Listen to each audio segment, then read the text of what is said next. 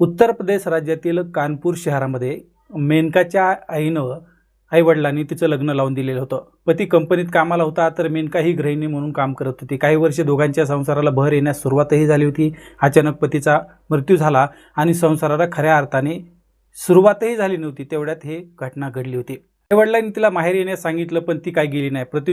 पतीच्या मृत्यूनंतर 2 वर्ष मेनका ही एकटी राहिली। त्यानंतर तिच्या अर्धवट आयुष्याला जोडीदाराची आवश्यकता तिला वाटू लागली आणि योगायोगाने ती ज्या ठिकाणी काम करत होती त्याच ठिकाणी अमरसिंह नावाचा एक तरुण काम करत होता। दोघांच्या वयामध्ये 4 वर्षाचं अंतर होतं। त्याच्यावर मेनकाची नजर गेली आणि एकाच ठिकाणी काम करत असल्याने दोघांच्या गाठीभेटी देखील त्या ठिकाणी सुरू झाल्या। त्या भेटीतच दोघांचं एकमेकावर प्रेम जडलं। दोघांचेही प्रेम जडल्यानंतर अमरसिंह याची काय पार्श्वभूमी आहे हे मेनकाने त्याला कधी विचारलं नाही आणि अमरसिंह याने देखील ते काही सांगितलं नाही। मात्र अमरसिंह याला माहिती होतं की मेनकाच्या पतीचा मृत्यू झालेला आहे आणि ती एकटी राहते, त्यामुळे त्याने मेनकावर प्रेम केलं होतं आणि त्याच्या डोक्यात मात्र वेगळाच प्लॅन सुरू झालेला होता। प्रेमाचे रूपांतर लग्नात करण्यासाठी दोघेही उत्सुक होते आणि 2024 मध्ये मेनका आणि अमरसिंह यांनी लग्न केलं। लग्न हे दोघांच्याही घरच्या लोकांच्या सहमतीने झालेलं होतं। यामध्ये कोणतीही अडचण नव्हती।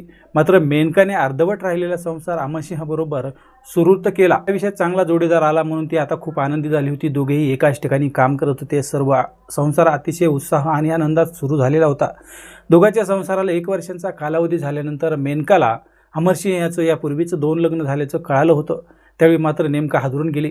अंधेमात वेडी झालेली मेनका हिने अमरसिंह याच्याविषयी काहीच माहिती काढली नव्हती। होऊन 1 वर्ष झालं होतं। हे सर्व उघड झाल्यानंतर अमरसिंह याने एक प्लॅन आखला। मेनकाची समजूत काढून तिच्या नावाने 44 लाख रुपयांची विमा पॉलिसी काढली आणि 44 लाख रुपयाची विमा पॉलिसी काढल्यानंतर मेनका खूप आनंदी झाली आणि पाठीमागे अमरसिंह याने काय केलं याकडे तिने दुर्लक्ष केलं। ती अमरसिंहाबरोबर आनंदात राहू लागली होती। अमरसिंह आपल्याला सोडणार नाही याची मेनकाला खात्री पटली होती। त्यामुळे दोघांच्या पैशातून घरातील सुखाचा संसार चांगल्या प्रकारे सुरू झालेला होता। मेनका ही कधी रात्री नोकरीसाठी जायची तर कधी उशिरा घरी यायची। त्यामुळे पती अमरसिंह याला देखील त्याची सवय झालेली होती। परंतु 29 जुलै 2026च्या रात्री मेनका ही कंपनीतून बाहेर पडली, मात्र ती घरी गेलीच नाही। पत्नी घरी आली नाही, त्यामुळे अमरसिंह हा हमीरपूर पोलीस ठाण्यात गेला आणि पत्नी कंपनीतून निघाली मात्र घरी आली नसल्याची तक्रार त्याने त्या ठिकाणी दिली। त्यानंतर तो घरी निघून गेला। मात्र अमरसिंह हा घरी पोहोचलाच होता तेवढ्यात त्याला पोलीस ठाण्यातून एक फोन आला की कालवा परिसरात एक अपघात झालाय आणि त्या ठिकाणी महिलेचा मृतदेह आढळून आलाय, तुम्ही त्या ठिकाणी या। असं पोलिसांचा निरोप भेटल्यानंतर अमरसिंह हा कालवा परिसरात गेला। तेव्हा त्या ठिकाणी पडलेली जी महिला होती ती त्याची पत्नी मेनका होती। अंगावरून गाडी गेल्यामुळे तिचा त्या ठिकाणी मृत्यू झालेला होता। पत्नीची ओळख पटली। पोलिसांनी मेनकाचा मृतदेह पीएमसाठी पाठवला आणि त्यानंतर मेनकावर अंत्यसंस्कार देखील पार पडले। पोलिसांनी देखील हा अपघात आहे असं समजून नोंद केली। अमरसिंह याने देखील पत्नीचा अपघाती मृत्यू झाला म्हणून तोही शांत बसला। मात्र जेव्हा पीएम अहवाल पोलिसांच्या हातात आला तेव्हा मात्र पोलिसांची झोप उडाली। त्यामुळे मेनकाला उडविणाऱ्या वाहनाचा तपास करणं गरजेचं होतं। त्यानुसार पोलिसांनी ज्या ठिकाणी मेनकाचा अपघात झाला होता त्या परिसरातील मोबाईल लोकेशन चेक करायला सुरुवात केली। मोबाईल लोकेशन चेक करत असताना त्यामध्ये अमरसिंह याचा मोबाईल नंबरचं लोकेशन त्या परिसरात दाखवत होतं। त्यावेळी पोलिसांनी आश्चर्य व्यक्त केलं आणि पोलिसांनी अमरसिंह याला बोलावून घेतलं आणि त्याला बोलावून घेतल्यानंतर ज्या ठिकाणी मेनकाचा अपघात झाला होता त्या परिसरात तुम्ही काय करत होते असा प्रश्न विचारताच अमरसिंह याच्या चेहऱ्यावरचा रंग उतरायला सुरुवात झाली आणि अवघ्या 48 तासात अमरसिंह याने संपूर्ण घटनाक्रमच त्या ठिकाणी सांगितला। मेनकाला येण्यासाठी रात्री खूप उशीर झालेला होता, त्यामुळे अमरसिंह हा तिला आणण्यासाठी गेला होता। त्यावेळी अमरसिंह हा मेनकाला घरी घेऊन न जाता तो गाडीवरून थेट कालवा मार्गाच्या दिशेने निघाला। मेनकाने सुनसान रस्त्याने जाण्यास विरोध केला तरी अमरसिंह तिला त्याच रस्त्याने घेऊन गेला। रस्त्याने चालत असताना अमरसिंह याने मेनकाला रस्त्याच्या कडेला असलेल्या एका खड्ड्यात ढकललं। ती खड्ड्यात पडली। त्याचवेळी अमरसिंह याचे मित्र पुष्पेंद्र सोनी उर्फ साहिल आणि अभयसिंह उर्फ गोलू हे कारने त्या ठिकाणी पोहोचले। मेनका ही खड्ड्यात पडलेली पाहताच त्या ठिकाणी तिला मारायला सुरुवात केली। यामध्ये तिचा त्याच ठिकाणी मृत्यू झाला। मात्र खड्ड्यात मृतदेह आढळल्यानंतर हा कोणाचा संशय येईल त्यामुळे मेनकाचा मृतदेह खड्ड्यातून बाहेर काढला आणि रस्त्याच्या कडेला आणून ठेवला। त्यानंतर मित्र कारमध्ये बसले आणि ती कार मेनकाच्या अंगावरून घालण्यात आली। काल अंगावून गेल्यामुळं मेनकाचा मृत्यू झाला। पूर्णपणे अपघाती ती घटना वाटत होती।